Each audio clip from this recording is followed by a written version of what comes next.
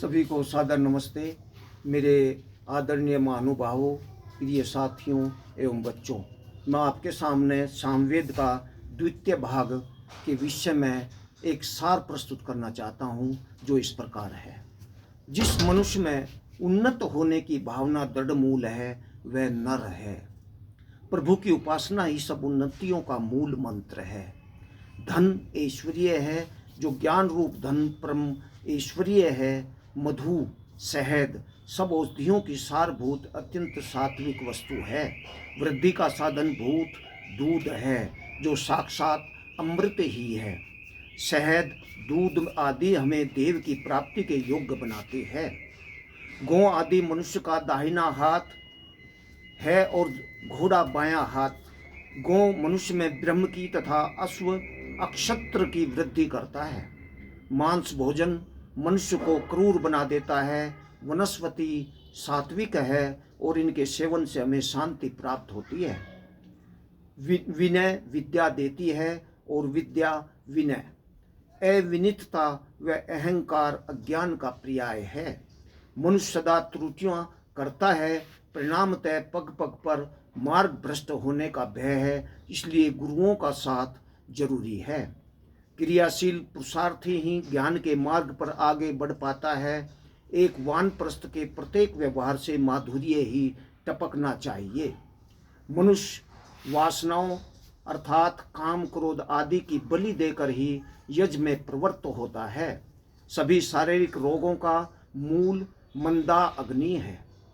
जमद अग्नि का शरीर व मन दोनों स्वस्थ होते हैं। जाठरा अग्नि को मंद नहीं होने देने वाला व्यक्ति जमद अग्नि बना रहता है। प्राणायाम की साधना शरीर को ही स्वस्थ नहीं बनाती, मन व बुद्धि को भी विशाल व निर्मल कर देती है। प्राणायाम में जब हम अंदर गहरा श्वास लेते हैं, तब ये प्राणापान हमारे दोषों को नष्ट कर हमें सूची बना देते हैं। ब्रह्मचर्य ही ब्रह्म प्राप्ति का द्वार है। प्रभु स्मरण से वीर्य रक्षा होती है। वीर्य रक्षा से हृदय की पवित्रता से हृदय में प्रभु का निवास होता है। शक्ति कर्म से प्रेरित होती है और ज्ञान व बुद्धि स्वाध्याय से। शक्ति की रक्षा के लिए ज्ञान, कर्म और उपासना आवश्यक है। ज्ञान पूर्वक कर्मों के द्वारा उपासना होती है।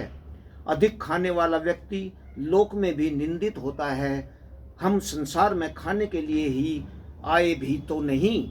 स्वादिष्ट भोजनों के खाने में व्यस्त पुरुष तो पशुओं से भी कुछ गिर सा जाता है। पशु भी शरीर धारण के लिए ही खाते हैं, स्वाद के लिए नहीं। यदि धन प्राप्त करने वाला व्यक्ति यज्ञशील न होगा, तो उनका धन निकृष्ट व हानिकर कामों में ही विनियुक्त होगा। हम अपने स्वास्थ्य रूप धन का विनियोग भी केवल अपने आनंद के लिए न करके लोकहित के लिए करेंगे। वीर्यवान पुरुष सदा क्रियाशील व आलस्य से दूर होता है। वीर्य शब्द का अर्थ है वी का मतलब विशेष रूप से, ईर का मतलब कंपित करने वाला। यह शरीर में शक्ति, मन में निर्मलता व बुद्धि में तीव्रता भरने वाला होता है। ऋणात्मक धर्म मतलब झूठ न बोलना, चोरी न करना, द्वेष न करना, कड़वा न बोलना आदि के पालन से मनुष्य एक भद्र पुरुष बन जाता है। धनात्मक धर्म का पालन आवश्यक होता है, क्योंकि देव बनने के लिए केवल ऋणात्मक धर्म के पालन से काम नहीं चलता। ओम का जप हमारे हृदय को पवित्र बनाता है। बृहस्पति शब्द की मूल भावना भी वाणी का पति ही है। प्रिय, मधुर, सत्य बोलना, पवित्र तेजस्वी रहना और विनीतता मतलब ज्ञान व प्रकाश का उत्तम आभूषण बनकर हम अपने माता पिता के सच्चे पुत्र बने। हम उपास से भी असत्य न बोले। प्रभु कहते हैं, जहाँ तेरा मन होता है वहीं तू जन्म पाता है और उस जीवन में उन्नति के लिए उत्कृष्ट बल को धारण करता है। हमें अपनी भावना के अनुसार ही योनि व शक्ति प्राप्त होती है। जीव का नाम ही नेम मतलब अधूरा, अपूर्ण, अल्पज्ञ हो गया है। अधूरापन तो जीव के अंदर स्वयं है। उसे प्रभु सहाय से पूर्णता की ओर चलना है। दृढ़ निश्चय वाला पुरुष ही आगे बढ़ता है। हमारा प्रत्येक कर्म पवित्र बना रहे, कोई प्रलोभन हमें अपना शिकार न बना ले। द्वितीय अध्याय। अंधे पुरुष के आंखें नहीं होती तो उसे स्मृति शक्ति व मन प्रसाद अधिक मात्रा में दिया जा गया है। आचार्य दयानंद के शब्दों में, उपासना से मनुष्य चट्टान की भांति दृढ़ बन जाता है और बड़ी से बड़ी आपत्ति भी उसे व्याकुल नहीं कर पाती। स्तमन का उत्तम प्रकार यही है कि प्रत्येक क्रिया को सुंदरता से किया जाए। कर्मों में कुशलता ही योग है। धर्म को व्रत कहते हैं क्योंकि यह सचमुच सुखों की वर्षा करने वाला है। लोभ ही तो सब वासनाओं का मूल है। लोभ गया तो वासनाएं गई, मूल कटा तो वृक्ष कहाँ बचा। मस्तिष्क, मन व प्राण को ज्ञान, संतोष व मद से पूर्ण करके हम त्रिशोक बने। सामुदायिक प्रार्थना हमें प्रलोभन से बचाए।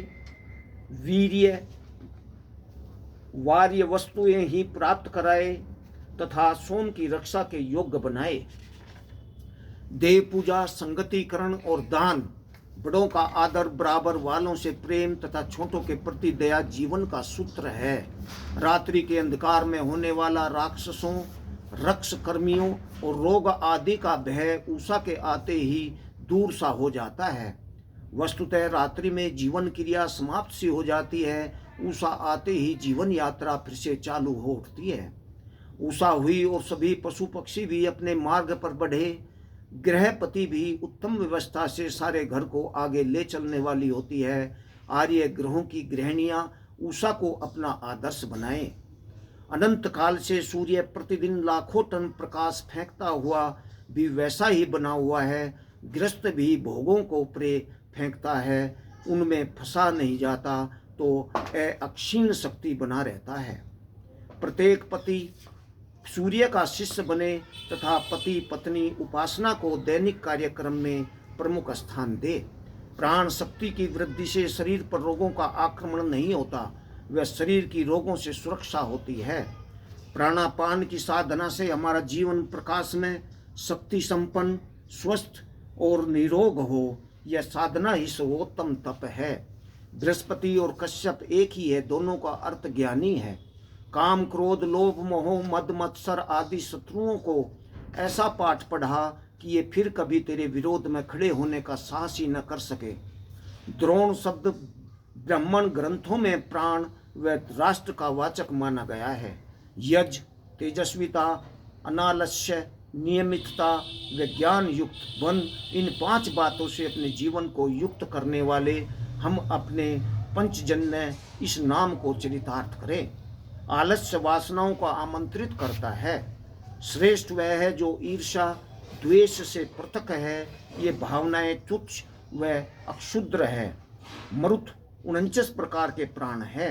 इनकी साधना करने वाला ही ब्रह्मचारी होता है। ब्रह्मचर्य के लिए 5 बातें आवश्यक है: जितेंद्रियता, क्रियाशीलता, व्रत पतित्व, प्राणायाम तथा व्यापक मनोवृत्ति। ये दूसरे अध्याय तक है। इसके बाद हम अगले उसमें तृतीय अध्याय से शुरू करेंगे। धन्यवाद।